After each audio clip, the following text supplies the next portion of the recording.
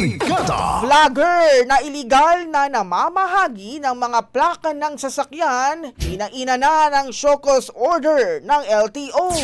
Brigada Justin Hocson, ibrigada mo! Live report.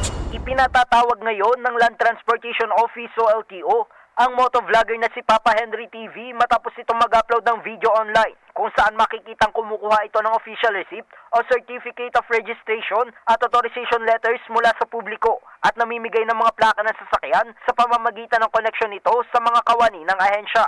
Naniningil umano ang content creator ng bayad sa delivery at dagdag na halaga na tinukoy bilang pangkape.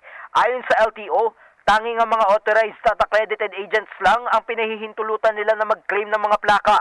Dagdag pa ng ahensya, may ituturing na iligal ang ginagawa ng vlogger dahil hindi otorisado ang pakikialam nito sa opisyal na proseso ng pamahalaan na malinaw na paglabag sa Ease of Doing Business and Efficient Government Service Delivery Act of 2018.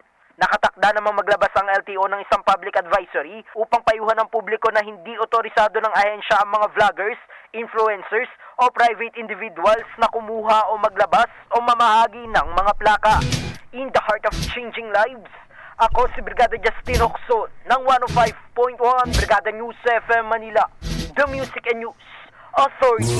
Ang bahaging ito ay hatid sa atin ng Power Cell Salabat, ginhawa ng bawat nangangarap.